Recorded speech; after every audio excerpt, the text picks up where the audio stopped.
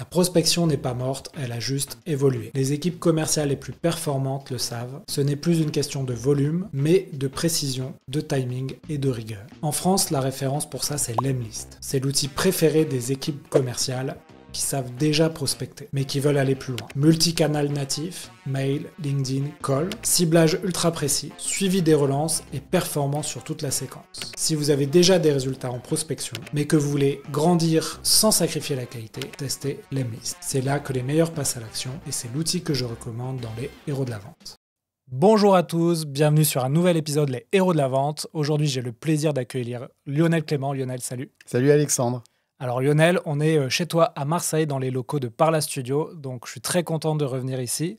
Aujourd'hui, on va parler d'un sujet qui, à mon avis, va intéresser beaucoup d'auditeurs, mais avant ça, est-ce que tu peux expliquer aux auditeurs pourquoi aujourd'hui c'est intéressant de t'écouter sur un sujet autour de la vente? Ouais, alors je m'appelle Lionel Clément. Je suis le fondateur d'une agence qui s'appelle Propulse Lead. Donc Propulse Lead, c'est une agence qui est spécialisée dans la création de tunnels de vente. Donc je m'adresse aussi bien à des petites entreprises qu'à des ETI ou des grands groupes avec des stratégies différentes. Et on a un objectif, c'est de booster leur acquisition client avec des process qui leur permettent d'avoir une meilleure transformation. D'accord, donc tu as déjà introduit le sujet, on va parler de tunnels de vente aujourd'hui. Exactement. Pourquoi tu t'es spécialisé dans les tunnels de vente? Par passion. D'accord. Alors, c'était pas une passion au départ. Je vais t'expliquer un petit peu. Alors, moi, là-bas, je viens du retail. Donc, rien à voir avec le web. J'étais directeur de magasins et puis j'ai dirigé des groupes de magasins. Je travaillais dans le secteur culturel, dans la librairie.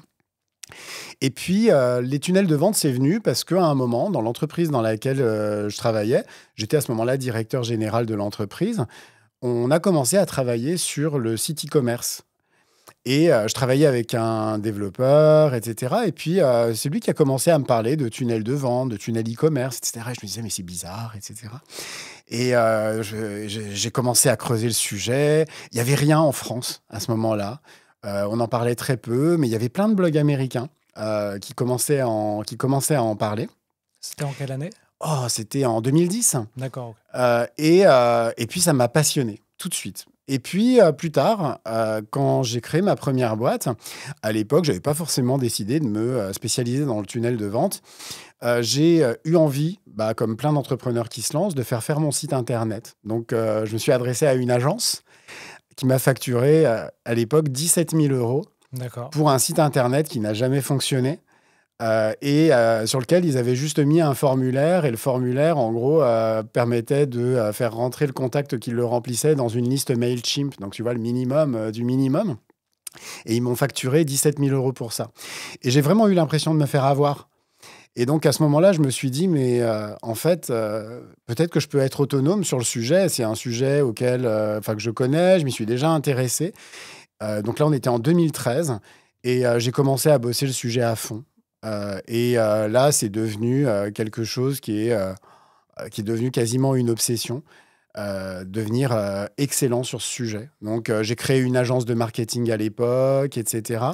Et puis, là, j'ai ensuite travaillé dans des entreprises sur ces thématiques-là, notamment chez Live Mentor, où j'étais funnel expert. Et puis, depuis maintenant bientôt 2 ans, j'ai créé cette boîte, donc Propulse Lead, dans laquelle je me suis spécialisé spécifiquement sur cette thématique du tunnel de vente. Est-ce que tu peux expliquer aux auditeurs qui peut-être ne savent pas vraiment ce que c'est un tunnel de vente? Qu'est-ce que c'est un tunnel de vente? Alors, un tunnel de vente, déjà, c'est peut-être intéressant de dire ce que c'est pas, justement, un tunnel de vente. Parce que quand les gens entendent parler de tunnel de vente, ils ont toujours l'impression que c'est un truc de vendeur de rêve. Tu vois, ils imaginent toujours les infopreneurs qui te disent sur Facebook que tu vas gagner des millions en mettant en place une séquence d'emails, etc., ou un lead magnet. Alors, c'est pas exactement ça, un tunnel de vente. Un tunnel de vente, c'est un dispositif qui va te permettre de structurer ton process commercial et qui va surtout te permettre de rentabiliser ton effort de prospection. Je m'explique. En gros, on est tous, en tant qu'entrepreneurs, en train de prospecter tout le temps. Parce que si tu prospectes pas, on est d'accord que tu rentres pas de clients. Sauf que quand tu n'as pas un tunnel de vente, bah, tu as plein de gens, en fait, que tu prospectes et pour qui c'est pas nécessairement le moment. Tu sais, c'est toujours cette petite question du momentum, en fait. Ouais, le timing très important Bah ouais, dans la vente. en fait, c'est pour ça qu'on est sans arrêt en train de prospecter, parce qu'on a toujours besoin de tomber sur la personne pour qui c'est le moment. Et il y a plein de gens qui te disent non, non pas parce qu'ils sont pas intéressés par ce que tu vends, ils seraient prêts à l'acheter, mais ils seraient peut-être prêts à l'acheter dans 2 mois, 3 mois, 6 mois. Sauf que si tu n'as pas de tunnel de vente en place, bah en fait, tu perds le contact et ces gens, ils partent dans la nature. Et au moment où ils ont le besoin, et ben ils vont aller s'adresser à quelqu'un d'autre. Un tunnel de vente, ça va te permettre quand même de les capter, même en amont de ce moment où ils vont vraiment avoir besoin de toi, au moment en fait où ils commencent à émettre ce qu'on appelle des signaux faibles, tu vois, de volonté d'achat. Et puis ensuite, de les alimenter en contenu, donc, mais tout en les gardant captifs pour les amener progressivement jusqu'à l'achat. Donc ça te permet d'avoir finalement en permanence un vivier de leads potentiels et donc bah, de mieux transformer et d'augmenter ton chiffre d'affaires. D'accord. Est-ce que tu peux expliquer peut-être la structure d'un tunnel de vente, comment on crée le début d'un tunnel de vente et quelles sont ensuite les étapes du tunnel de vente? Bien sûr. Alors, en soi, je t'explique la structure d'un tunnel de vente basique. D'accord. Ok. Déjà, première étape, il faut avoir une offre béton. L'offre, c'est pas ton produit. Il y a plein de gens en fait qui ont tendance à penser que ils ont un super produit. Alors forcément, ça va se vendre tout seul. J'ai eu le cas il y a pas très longtemps avec un lead qui me disait mais mon produit il est super. Forcément, il va se vendre. Ben non. Ton produit, il n'est pas intéressant en soi. Qu'est-ce qui permet de faire, etc., à la personne qui va l'acheter. Donc l'offre, qu'est-ce que c'est qu'une offre? C'est en gros la manière dont ton produit va transformer la vie de ton prospect. Et ça, tu vas l'écrire, en fait, c'est l'offre. Et donc, à partir de là, tu vas y mettre un prix, un process, etc. Et c'est ça qui va donner de l'attractivité à ce que la personne va acheter. OK?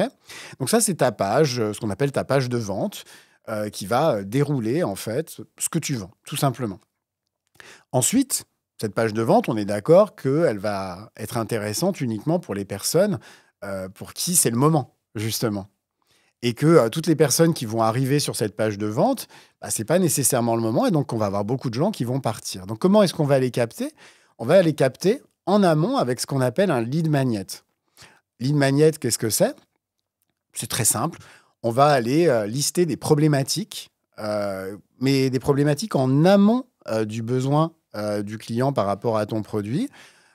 Et on va créer des supports qui peuvent être des e-books, des épisodes de podcast comme celui-ci, des vidéos, des webinaires automatisés, etc. Enfin, plein de supports qui vont répondre en fait à ces problématiques que les gens peuvent avoir en amont de leur achat. Tu vois? Par exemple, je sais pas, j'ai envie personne n'a envie de tourner un épisode de podcast, par exemple, spontanément, mais tu peux avoir envie de développer ta visibilité avec un support un petit peu plus qualitatif. Tu vois, que simplement des posts LinkedIn qui, pour la plupart aujourd'hui sur LinkedIn, sont écrits par ChatGPT. Donc, tu peux avoir envie de quelque chose de plus qualitatif. Et donc, on va pouvoir créer plein de supports comme ça qui vont nous permettre d'aller chercher des gens qui n'ont pas encore la maturité nécessaire pour acheter ton produit, mais qui, par contre, ont déjà démontré un intérêt, tu vois, et donc une intentionnalité d'achat qui, même si elle n'est pas mature, peut déjà être captée comme ça. Okay. D'accord. Donc, ce que je comprends, c'est qu'à la base, tu crées, on va dire, des briques de contenu, exactement, plusieurs formats différents. Et à un moment donné, dans ce fameux tunnel, les gens vont laisser leur email, c'est ça? Ils vont te laisser leur email pour prendre le lead magnet en question. Et puis ensuite, eh ben, tu vas leur envoyer des emails. Donc des emails, c'est ce qu'on appelle une séquence de nurturing. Oui. Donc ta séquence de nurturing, elle peut être plus ou moins longue. Par exemple, la mienne, elle dure 1 mois. Et tu as 15 emails. Et les 15 emails, je t'explique de A à Z ce que c'est qu'un tunnel de vente, etc. Qu'est-ce que ça va t'apporter, ce genre de choses. Elle peut être beaucoup plus longue, beaucoup plus courte. Quand j'étais chez Live Mentor, par exemple, on faisait des séquences de nurturing très, très courtes, tu vois, sur 4-5 jours pour des opérations, par exemple, très spécifiques. Et puis ensuite, les personnes qui ont fini cette séquence, soit elles ont acheté, elles ont pris un rendez-vous, etc. Soit elles n'ont pas acheté, elles rejoignent ta newsletter.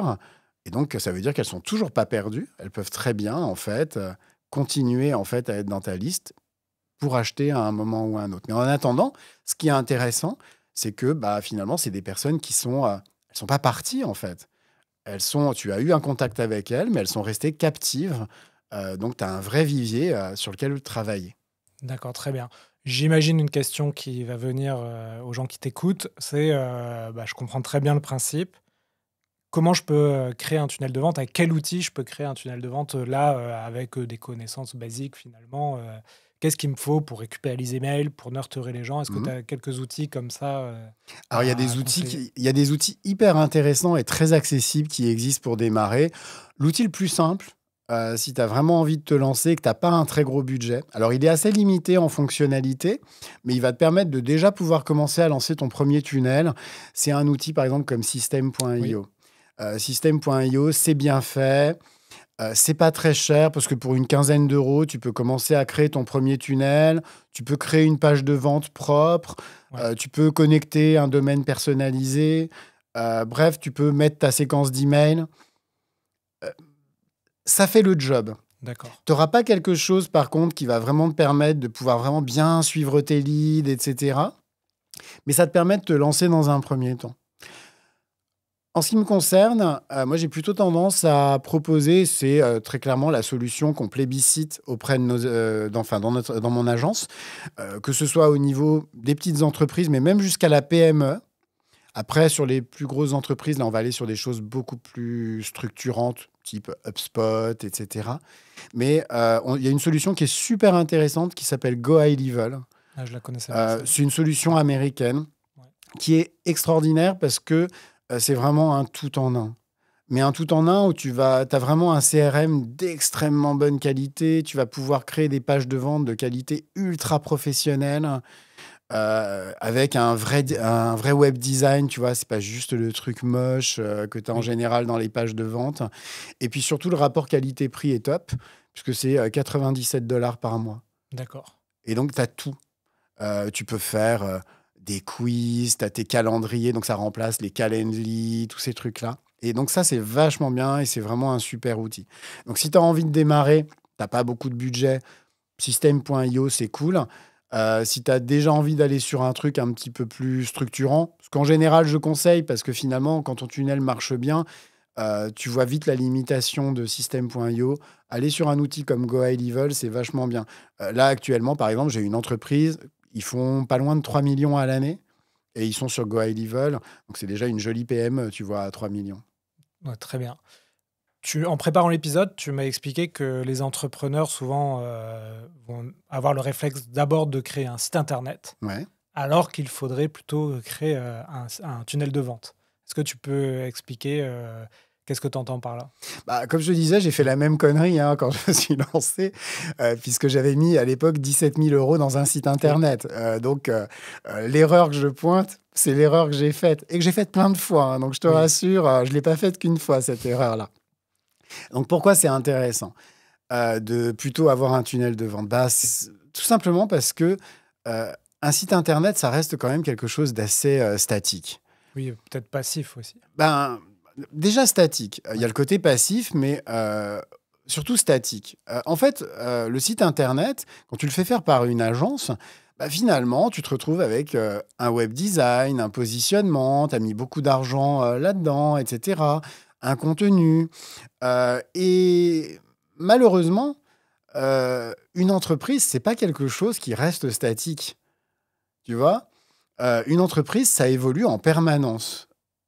Et tu vois, si je prends ma propre entreprise, il y a 6 mois, c'est pas l'entreprise que je suis en train de te raconter aujourd'hui. Il y avait toujours le fil rouge du tunnel de vente, etc. Mais j'avais pas la clarté que j'ai aujourd'hui parce que tout simplement, il y a plein de choses qui évoluent dans la oui, vie d'une boîte.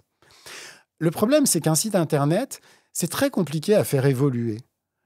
Ou alors, il faut, surtout si tu as fait un super beau site internet, parce que tu n'as pas forcément les compétences, etc., pour faire évoluer ton site Internet. Donc, ça veut dire que si tu veux faire évoluer ton site Internet, c'est à chaque fois rajouter un billet. Et je remets un billet de 1000 et de 2000 et de 3000. Et donc, ça peut être très vite très, très, très, très cher. Donc, ça, c'est le premier problème. Et puis, le deuxième problème, comme tu disais, c'est que c'est quelque chose de passif. En général, un site Internet, c'est quoi? C'est t'as une page d'accueil, des pages qui montrent tes prestations, au mieux, un petit formulaire de contact, etc. Mais on est d'accord que ça génère rien. Il y a eu une étude, alors pour le coup, j'ai oublié le nom de la structure qui a fait l'étude, donc vous m'excuserez, mais qui expliquait que 97% des sites Internet aujourd'hui qui sont dans le monde ne génèrent pas de leads. Incroyable comme ça. C'est énorme. Tu vois, 97%. Juste parce que, à un moment, oui, c'est des vitrines. C'est une vitrine, c'est pas fait pour capter un Bah, c'est un email, peu comme si, en gros, tu as un magasin physique, tu as une super jolie vitrine, elle est super belle, mais tu n'as rien mis en place pour faire rentrer les gens dedans. Tu vois? Même la porte est fermée. Des fois, j'ai vu des sites, il n'y a même pas le formulaire de contact. Oui. Et tu dis, mais la personne... j'ai eu un client il n'y a pas très longtemps comme ça. Je lui dis, mais t'as payé combien? Il me dit, j'ai payé 15 000 € pour mon site Internet. Je lui dis, mais tu te rends compte? Il n'y a même pas un formulaire de contact. Comment est-ce que je t'appelle? Je vois même pas ton numéro de téléphone. En fait, il faut aller chercher dans les pages profondes du truc pour trouver ça. Donc, c'est comme s'il avait une super vitrine, un super beau magasin. Puis, tu essayes de pousser la porte, mais c'est fermé à clé. On est d'accord que c'est couillon, tu vois? Donc, ça, c'est une vraie problématique. Et là, donc, l'avantage d'un tunnel de vente par rapport à ça, c'est qu'un tunnel de vente, finalement, une page de vente, c'est assez facile à faire. Tu es capable de la faire toi-même. Tu n'as pas forcément besoin qu'elle soit belle. Ce qui est important, c'est d'avoir une bonne offre, tu vois. Et donc, c'est finalement très peu coûteux à mettre en place. Et surtout, c'est très facile à itérer. Itérer, ça veut dire, en gros, à modifier, à faire évoluer, etc. Donc, c'est beaucoup plus souple. Et donc, ça te permet, en fait, de pouvoir faire évoluer ton offre en même temps que la vie de ton entreprise, sans avoir à faire exploser ton budget ton budget de site web, tu vois. Oui. Avec ton expérience, moi, j'avais eu quelque chose là-dessus sur le design des pages de vente, où finalement, ça peut être contre-intuitif, mais quand tu fais quelque chose on va dire, de pas très beau, ça convertit plus que quelque chose qui est hyper design, hyper carré. Quel est ton avis là-dessus? Je vais te donner un exemple très personnel et un vrai exemple perso. Oui. Parce qu'il y a plein de gens qui vont se dire « Non, mais c'est énorme » et je te garantis que cet exemple est véridique. D'accord. Il y a quelques années de ça, j'avais lancé un blog. C'était un blog sur le storytelling. Et ce blog, parce qu'à l'époque... Alors aujourd'hui, j'ai bien évolué, mais à l'époque, je ne savais pas coder, je ne savais rien faire en fait sur un site internet, tu vois. Donc j'avais pris un vieux template moche, tu vois. C'était les blogs Google, les blogueurs, tu vois. Je crois que c'est ça, c'est blogueur. Ouais. Donc c'était le blog blogueur, donc c'est le blog le plus immonde de la terre, tu vois. Ils n'ont jamais fait évoluer leur solution. J'avais fait mon truc sur le storytelling et puis j'étais là, il n'y avait même pas de logo et je publiais mes articles, etc. Tu vois. Quelques jours après, je reçois un appel, c'était une personne de chez L'Oréal Cosmétique Active qui m'appelle en me disant « Écoutez, mais par contre, j'avais bien mis, tu vois, les infos de contact à la fin de chaque article, etc. Je vous appelle parce qu'on nous a parlé de storytelling tout à l'heure. Je sors d'une réunion, j'ai fait une recherche sur Google, je suis tombé sur votre article. Je trouve que ce que vous dites n'est pas couillon. Donc, j'aimerais bien qu'on en parle. » Et on a initié comme ça une collaboration qui a duré 7 ans. Tu vois ? Et le site était méga moche. Et puis, quelques années après, je me suis dit, tiens, je vais quand même faire refaire ce blog. Il est quand même méga moche, tu vois. Mais il m'avait ramené plein de business, tu vois. Parce que ça ne s'était pas arrêté à ça. J'ai fait un super blog. J'ai payé une agence à ce moment-là pour... je suis retombé dans le truc. Non, mais tu sais, quand je fais des conneries, je suis opiniâtre dans les conneries. Tu testes jusqu'au bout. Ouais. Je vais au fond de ma connerie. Du jour au lendemain, ça s'est arrêté. Pourquoi? Parce qu'il y avait plein de problèmes de design, parce que on m'a fait plein de suggestions. Moi, je m'étais dit, ouais, super, on va voir, par exemple, les infos dans la sidebar, par exemple, de contact, et puis dans l'article. Sauf que quand tu passes en responsive sur un mobile, ta sidebar, elle passe en bas de l'article. Et ça, personne ne me l'avait dit à l'agence. Donc, en fait, les gens, par exemple, n'avaient plus du tout accès aux infos de contact, vu qu'aujourd'hui, le trafic se fait sur mobile en majorité. Donc, il fallait qu'ils aillent tout en bas. Mais qui va en bas d'un article? Tu vois? Très bien. J'avais perdu d'un seul coup à peu près 60-70% de mon acquisition via ce blog. Et puis, beaucoup de trafic aussi en moins, parce que le site était mal codé. Donc, pour le coup, Blogueur, ça a un avantage, c'est que c'est super bien référencé, parce que code léger, etc. Là, je me retrouvais avec une usine à gaz hyper lourde, énorme temps de chargement des pages, etc. Je me suis pris une pénalité Google, et donc je me suis retrouvé dans les bas-fonds, alors que juste avant, je faisais partie j'étais dans les premières pages des résultats. Donc, tu vois comme à un moment, le côté beau ou pas beau peut vraiment avoir un impact. Je dis pas qu'il faut faire que du moche, mais très clairement, c'est le beau est plus la petite cerise sur le gâteau qu'on va venir ajouter à un moment qu'un élément structurant qui va te permettre de performer. Oui, et puis ce que tu dis, c'est de mettre plus d'énergie et de temps sur le fond, qu'est-ce qu'on va dire, que la Exactement. forme. Moi, je m'en fous qu'un site soit beau. Ce que j'ai besoin quand je vais sur un site, c'est de savoir si la personne, elle a le produit qui va répondre à mon problème, en fait. Ouais. Moi, j'ai toujours besoin de résoudre des problèmes, en fait. C'est pour ça que j'achète à un moment une prestation. Oui, ce que tu me dis, ça me fait penser aussi à Substack, qui est un peu les nouveaux blogs, newsletters, où finalement, en termes de design, tu peux faire des choses, mais tu es quand même assez limité. Exactement. Mais par contre, le référencement des pages que tu vas écrire sur Substack est assez bon. Et donc, peut-être que plutôt que de créer sa propre newsletter sur son propre site, envisager un outil comme Substack, où il y en a d'autres, hein, ça peut être une bonne idée, même si on sera limité en termes de design. Alors, tu peux faire quand même plein de choses sexy Oui, avec Substack. Tu vois, tu peux, typiquement, dans Substack, tu peux mettre des visuels et des Oui. visuels avec des liens dans les visuels. Donc, ça veut dire que tu peux tout à fait connecter ton visuel à, par exemple, Page un de lead vente. magnet, Ouais. tu vois. Donc, il y a beaucoup de choses très sympas que tu peux faire avec Substack. Mm. La problématique que tu auras avec Substack, c'est que, par contre, tu vas pas pouvoir créer des séquences automatisées, etc. Donc, en fait, moi, Substack, je le vois plutôt comme une newsletter d'acquisition, tu D'accord. vois. Un peu comme LinkedIn, tu vois, ou comme un réseau social classique, mais sur un format de newsletter.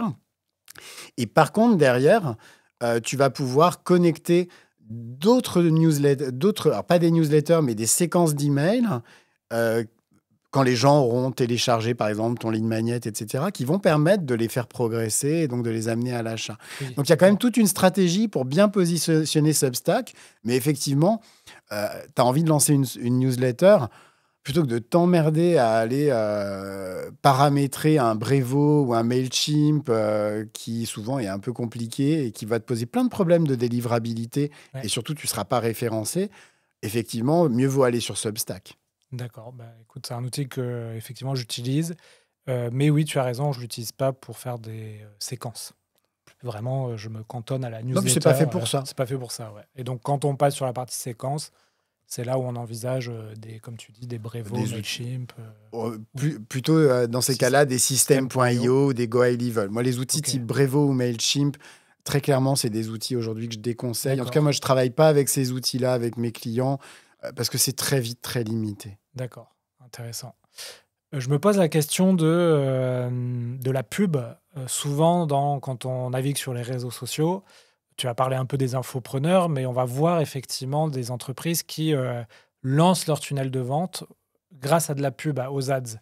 Quelle est ta position là-dessus? Est-ce qu'on est c'est un passage obligé, la publicité sur les réseaux, ou on peut faire du contenu organique et ça peut très bien marcher aussi? Alors, la publicité, moi, je te dirais que c'est même quelque chose de recommandé Oui, parce que c'est ça qui va te permettre de scaler. Alors, attention, on lance pas son tunnel de vente avec de la pub. Pour moi, d'abord, un tunnel de vente, quand on le crée, on va d'abord le tester. Et le tester, ça se fait en organique. Donc, on va commencer, parce qu'il faut valider aussi que ton tunnel de vente, il est capable de convertir. oui, Oui, parce que s'il ne convertit pas, tu vas juste te mettre du budget sur un truc qui est claqué. Donc, à partir de là, tu vas avoir aucun résultat. Donc, pour moi, il y a deux étapes. Il y a d'abord, je crée mon tunnel de vente. J'ai besoin de le tester. Donc, dans ces cas-là, je vais le tester en organique. Je vais faire des posts sur les réseaux sociaux avec le lien. Je vais contacter des gens en message privé en leur proposant mon support, etc. Enfin, il y a plein de techniques organiques pour arriver à faire des trucs un peu sympas. Je vais faire des vidéos. Enfin, tu vois, je vais faire plein de trucs en organique. Puis une fois que je me rends compte, au fur et à mesure, je vais améliorer mon tunnel de vente jusqu'à me rendre compte que où je me dis, bon, là, ça va, j'ai un bon taux de conversion. Et là, par contre, ça vaut le coup de connecter de la pub. Parce que finalement, quand tu fais de la pub, tu fais quoi? Tu achètes du reach, en fait. Du reach, c'est-à-dire de la portée. Oui. Donc là, ça vaut le coup d'acheter de la portée, d'avoir beaucoup plus de monde qui vont voir ton tunnel de vente et rentrer dans ton tunnel de vente parce que tu l'as validé sur un échantillon. Par contre, et ça, c'est ce que font beaucoup, malheureusement, d'agences spécialisées dans la pub, qui prennent des offres qui souvent, parce qu'ils ont des clients qui viennent pour faire de la publicité, tu vois, typiquement Google Ads, ce genre de choses, qui n'ont pas nécessairement validé leur offre, qui connectent de la publicité sur la page d'accueil du site, et puis il n'y a aucun résultat. Alors, si, il y a du trafic, donc ils sont capables de dire « Ah bah ouais, t'as vu, on t'a généré plein de trafic, c'est super bien. » Oui, mais il y a zéro conversion. Ouais, c'est remplir un tonneau percé. Ils remplissent un tonneau percé, ils ont rempli leur job, parce que leur job, ils vont me dire, c'est de Envoyer des générer gens du sur- trafic. Mais en attendant, tu as envoyé du trafic sur un truc qui est pas au top, tu vois. Oui. Donc, moi, je crois vraiment à ce process. D'abord, on teste en organique. Par contre, une fois qu'on a testé, on reste pas en organique. Là, on est capable de mettre un petit peu de budget parce que c'est intéressant. Très bien. Les ads, on pourrait faire un épisode à part entière. Ah oui, je mais pense que c'est un vaste sujet. mais j'ai quand même une question. Quand tu fais des tunnels de vente plutôt B2B, qu'est-ce qu'on envisage? Pour moi, dans ma tête, c'est ads sur LinkedIn, mais on peut quand même tester les autres réseaux. Ou toi, tu as un parti pris là-dessus? Tu as un avis? Alors, en B2B, très clairement, bien sûr, il y a LinkedIn. Mais néanmoins, alors, la publicité LinkedIn a un peu mauvaise presse. Souvent, Oui, les gens disent « Ah, c'est super cher, etc. » Oui, mais c'est aussi une publicité qui est hyper rentable. D'accord. Pourquoi? Parce qu'il y a très peu de personnes qui font de la publicité sur LinkedIn. C'est vrai. Finalement, beaucoup de gens font de l'organique. Et donc, à partir de là, même avec un petit budget, c'est assez facile de se démarquer et en tout cas d'avoir des meilleurs taux de transformation que sur d'autres réseaux en B2B. Oui, OK? j'imagine sur les autres réseaux, c'est beaucoup plus concurrentiel, effectivement. C'est plus concurrentiel. Après, néanmoins, en B2B, ce qui reste le plus rentable, c'est Google Ads. D'accord. Et y compris pour faire venir des gens sur un lead magnet. Par exemple, mon lead magnet, tu vois, j'ai un lead magnet avec un e-book. Pour moi, je le diffuse sur Google Ads. Et c'est là où j'ai mes meilleurs résultats. Parce que sur LinkedIn, il passerait totalement inaperçu même en publicité, dans la multitude d'entrepreneurs qui proposent des lignes magnettes. Donc à partir de là, Google Ads, c'est hyper intéressant. Et Google reste quand même en plus une stratégie qui est assez sous-cotée en fait. Maintenant, les gens, ils ont tendance à plutôt négliger tu sais, leur référencement, etc. C'est vrai. Au profit de LinkedIn. Et là, c'est quand même une bonne opportunité en ce moment de se consacrer à Google parce que même s'il y a les IA, etc., il y a beaucoup moins de monde en fait aujourd'hui sur Google. Tu vois, moi sur mes propres thématiques, par exemple actuellement en local, j'ai réussi à me positionner dans les premiers résultats de Google en local, surtout PACA, en quelques semaines, mais parce qu'il n'y a personne qui fait rien. D'accord. Tu vois, même les grosses agences en fait locales ne font que dalle en fait en termes de création de contenu, etc. sur leur site. Donc c'est intéressant pour ça. Tu vois, Google c'est pas si concurrentiel que ça. T'as tous les mecs qui font du SEO vont te dire ouais c'est super dur, mais non, c'est beaucoup moins concurrentiel que LinkedIn. Ah oui, intéressant. Et puis après en B2B, très clairement il y a un réseau qui est super sous-coté et c'est Facebook. Facebook, encore aujourd'hui, c'est pas que pour vendre des laisses pour chiens ou des régimes comme j'aime ou ce que tu veux, tu vois. Tu peux aussi vendre de la prestation ultra complexe sur Facebook. Et même pour des très grosses boîtes. À l'époque du Covid, je bossais pour Cisco. On avait beaucoup bossé en fait de stratégie Facebook pour vendre Webex, leur solution, tu vois, de VoIP. Oui. On avait beaucoup bossé sur Facebook. Facebook est un réseau passionnant et très, très, très sous-coté en B2B. J'ai l'impression qu'il y a 5 ans déjà, on disait que Facebook était un peu mort. Et déjà, il y a 5 ans, on disait en fait, c'est encore un terreau hyper fertile pour la prospection, les ads, etc. Alors, j'ai eu une discussion avec mon petit-neveu, mon petit-neveu, il n'y a pas très longtemps, qui a 25 ans, donc qui bosse en agence web, et qui me disait, non, mais Facebook, c'est pourri, il n'y a que des vieux. Et je lui disais, bah oui, mais les vieux, ils ont de l'argent. Oui, c'est pas faux. Ben oui. Alors, il m'a regardé, il me dit, ah bah oui, mais c'est vrai. Ben oui. Oui, des gens comme moi. Et sur Facebook, tu as des dirigeants d'entreprise, tu as des décideurs de très, très grosses boîtes, mais qui sont pas sur Facebook pour faire la promotion. Ils sont là pour parler avec leur famille, leurs amis, etc. Mais l'algorithme de Facebook est tellement bien fait qui va leur proposer en fait ta publicité qui leur vend un produit B2B ultra complexe dont ils pourraient avoir besoin dans leur boîte. Même s'ils sont juste là pour papoter avec leurs enfants.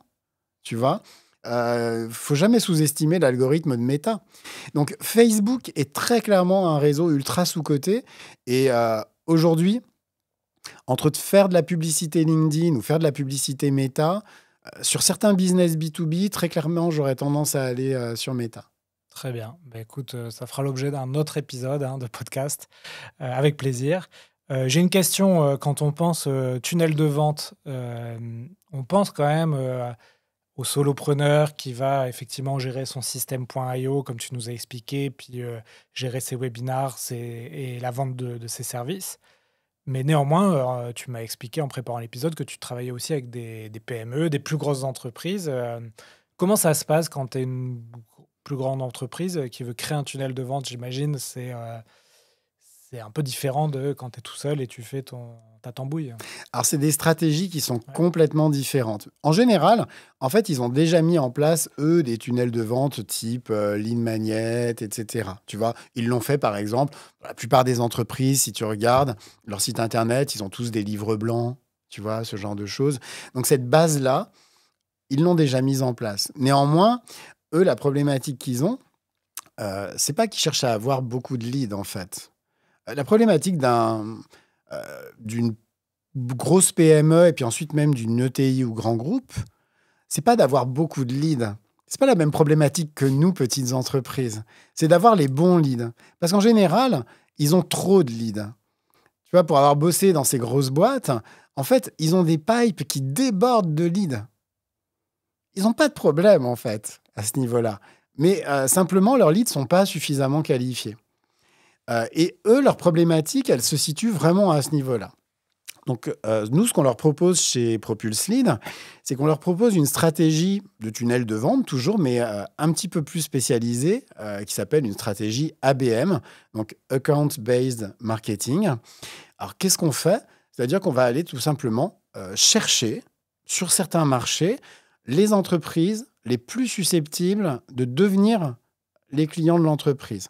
Ensuite, on va aller faire des recherches ultra poussées par entreprise pour trouver tous les signaux faibles, etc. On va faire des recherches sur leur positionnement, les décisions qu'ils peuvent avoir prises, par exemple, stratégiques, etc. Donc, il y a un vrai travail d'enquête à faire.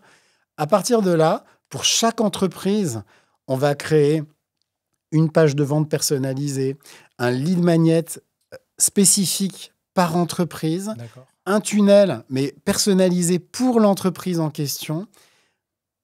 Et on va connecter tout ça. Et là, on arrive à avoir des super bons résultats. Globalement, on arrive à avoir entre 20 et 30% en fait, de taux de transformation sur des rendez-vous.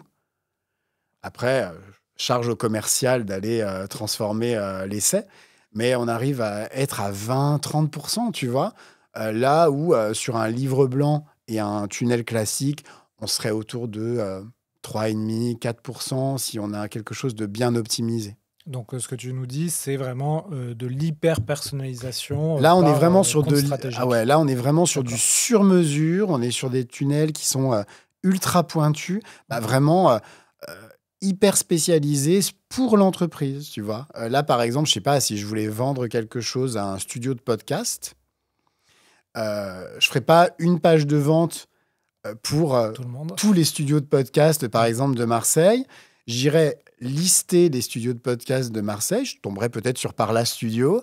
Là, j'irais chercher toutes les problématiques de Parla Studio. Je viendrais peut-être le visiter, etc. Et puis ensuite, à partir de là, je créerais une page de vente, mais spécialisée pour Parla Studio, avec un tunnel spécialisé pour Parla Studio, tu vois.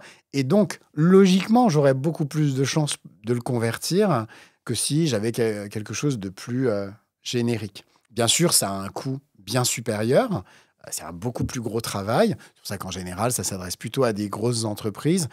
Mais c'est des stratégies qui sont hyper intéressantes et qu'on travaille avec mon associé, par exemple, en ce moment, sur des startups qui veulent aller sur le marché américain. Ah oui. Tu vois, c'est très compliqué, surtout en ce moment, aller sur le marché américain, ça fout en PLS tout le monde, tu vois. Oui. Bah, nous, ce qu'on va faire, c'est qu'on va aller lister pour des entreprises françaises, tu vois, des entreprises américaines, et on va créer des tunnels spécifiques pour ces entreprises pour les aider à trouver justement plus rapidement leurs clients. Ok, bah écoute, je ne savais pas du tout que c'était cette spécificité pour les plus grosses entreprises d'avoir des tunnels de vente très personnalisés.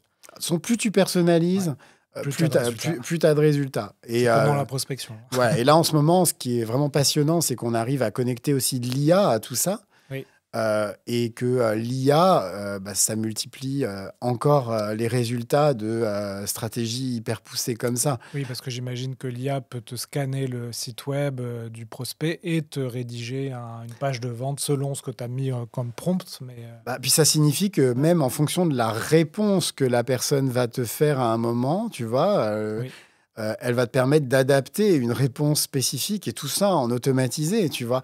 Enfin, l'IA aujourd'hui ouvre un champ de possibles dans ce secteur des tunnels de vente qui est juste méga excitant, tu vois. Moi, ça me rend fou. D'accord. Bah, j'imagine que là aussi, ça peut être un autre épisode. C'est vrai que là, on arrive à plus d'une demi-heure d'interview, Lionel. Je t'avais dit que j'étais bavard. Hein. Ouais.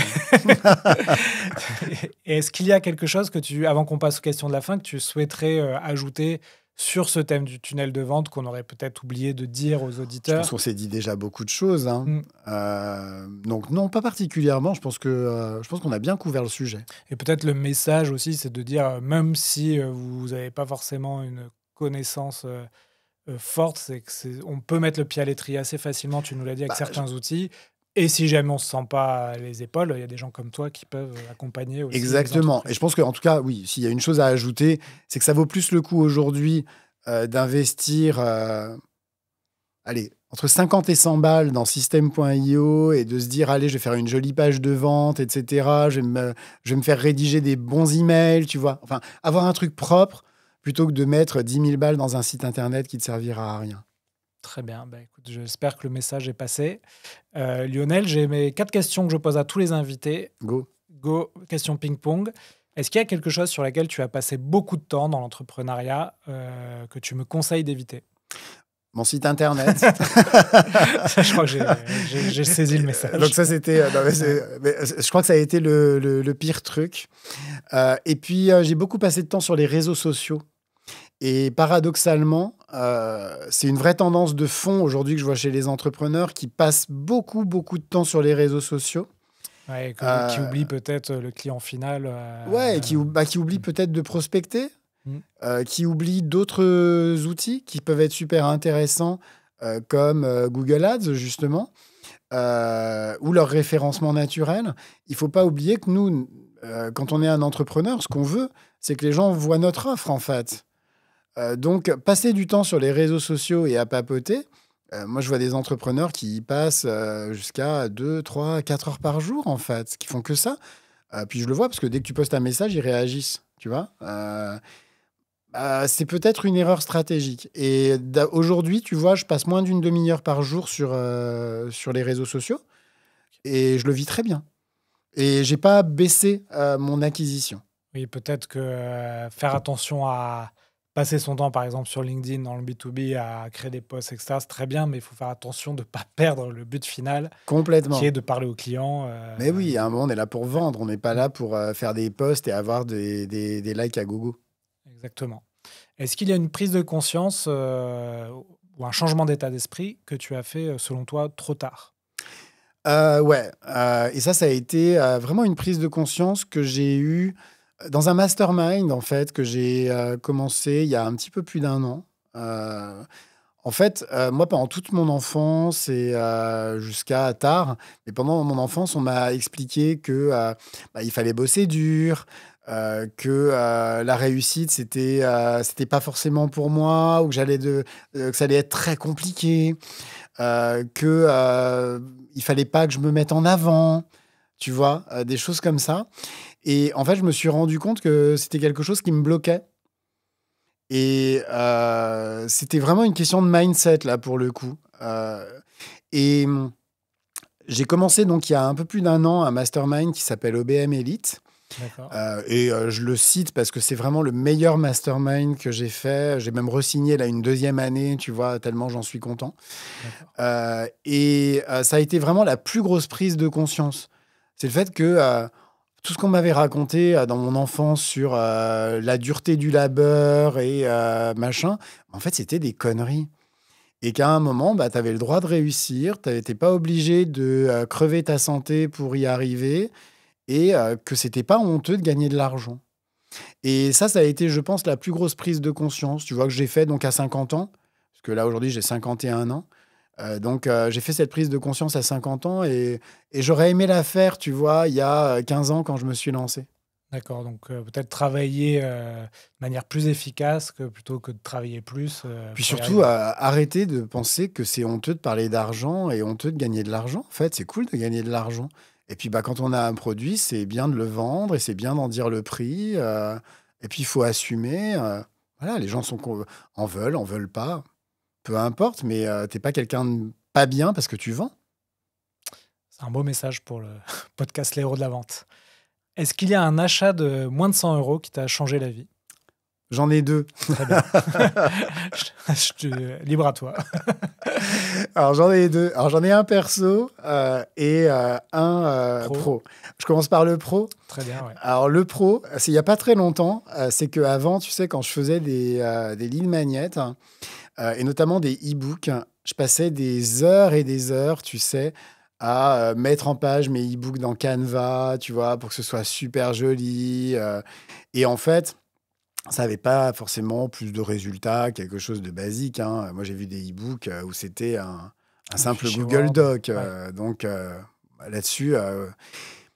Et il n'y a pas très longtemps, je suis tombé sur une offre, tu sais, d'un outil qui s'appelle Designer. Oui, Donc, j'ai déjà vu avec quelque chose 2 là-dessus. R. Ouais.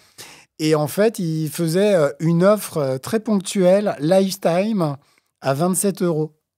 Enfin, 27 dollars. Donc, en gros, on revenait à 23 euros, un truc comme ça. Et ce truc a changé ma vie. Parce que, en fait, tu écris ton ligne magnète, tu vois, tu fais un truc super propre, super chiadé. C'est vraiment, tu vois, là, tu peux vraiment te consacrer à l'écriture.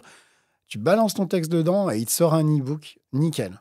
Très bien, oui. Tu vois, J'ai vu, effectivement, j'ai vu justement une ads là, sur ça a Designer. changé ma vie. Et donc, ça, c'est l'achat pro. Et l'achat perso, c'est tout con. C'est un, comment on appelle ça, un harnais de canicross pour mon chien. Ah oui, très bien. Parce que j'ai un chien qui est très tonique, très sportif. En ce moment, j'ai pris cher, donc j'ai besoin en ce moment de faire du sport. Et je me suis dit, autant allier la promenade en fait de mon chien avec le sport. Et donc, j'ai acheté un harnais de canicross. Ça coûte moins de 100 euros. Et pour le coup, ça a renforcé le rapport que j'ai avec mon chien. Ça m'a permis déjà de commencer à perdre quelques kilos, de me remettre un petit peu au sport. Et donc, ça a été un achat très, très positif. Ouais, belle anecdote. Moi, j'ai un chien aussi. Je lui ai acheté un harnais de canicross, mais il est tellement petit qu'en fait, il tire pas. Il me regarde comme ça. Mais oui, Il se le demande pauvre. pourquoi il me met ce truc. Non, le mien, je lui mets, il part en courant. Il te Et puis, tire, ouais. puis moi, je meurs derrière, tu Ouais, vois. c'est bien quand il tire, mais Tu sais, nous, vu qu'on est à Marseille, on va courir dans les calanques. ah oui. Et lui, genre, il est à fond dans les calanques et moi, je suis là derrière à suivre comme je peux. C'est en montée comme T'essaies ça. de pas tomber. Non, mais c'est du genre, tu vois, tu cours 10 minutes avec lui, t'as perdu 600 calories, t'as rien compris, tu vois. Très bien. Donc, merci pour ces achats de moins de 100 euros. Dernière question. Si je te donne une carte blanche pour inviter quelqu'un sur le podcast, tu me proposes qui? Ce serait. Alors, c'est. Bon, je suis jugé parti, mais ce serait clairement mon associée, Christina Rebuffet-Brodus. Pourquoi? Parce que elle, aujourd'hui, c'est une experte de la vente, mais sur le marché américain. Donc, elle est américaine. Ah oui. Elle vit en France depuis maintenant plus de 30 ans. Et elle accompagne des entreprises, notamment des startups en scale. Donc, elle bosse pour des très, très grosses startups qu'elle accompagne, en fait, pour performer sur le marché américain. Et donc, on applique très spécifiquement les stratégies dont j'ai parlé, les stratégies ABM, mais qu'on va travailler sur des choses ultra pointues pour aller sur ce marché qui est très compliqué en ce moment avec Trump, les droits de douane, etc., mais qui est toujours passionnant. C'est toujours un marché extrêmement sexy et hyper intéressant sur lequel aller.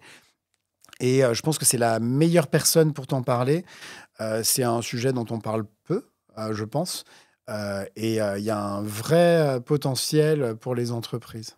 D'accord. Donc, intéressant, si on fait appel à ton agence, on peut aller éventuellement sur le marché américain, créer des Exactement. tunnels de On a vente. vraiment ces deux expertises. C'est pour ça qu'on s'est associés aussi. Ouais.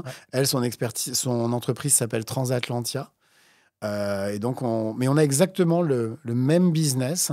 Très bien. C'est pour ça qu'on les a associés. On fait exactement la même chose. Sauf qu'elle, elle le fait sur des entreprises qui veulent aller sur le marché américain. Donc, elle crée des tunnels, etc. Et moi, je le fais pour des entreprises françaises.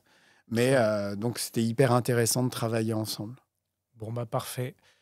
Lionel, si jamais on veut te contacter justement pour créer des tunnels de vente ou te poser des questions, comment on fait? Très simple. Sur LinkedIn, déjà. Vous pouvez m'envoyer un message privé sur LinkedIn et je serai ravi de vous répondre. Je suis pas toujours réactif, mais je réponds quand même toujours dans les 24 heures. On peut me contacter sur mon site internet, propulselead.com. On peut aussi me contacter par téléphone. Donc, mon téléphone, 06 50 82 01 94. Et je serai ravi de vous discuter avec vous. Écoute, merci beaucoup Lionel pour cet épisode. Je pense que Avec ça va plaisir. intéresser beaucoup de monde. Donc vous pouvez le retrouver sur toutes les plateformes de podcast, sur YouTube, je vais le mettre aussi sur LinkedIn. N'hésitez pas à aller voir la newsletter Les Chroniques de la Vente, c'est la version écrite justement avec Substack. Et j'espère que ça vous aidera à développer vos ventes. Lionel, à bientôt. À très bientôt. Merci beaucoup. Merci à toi.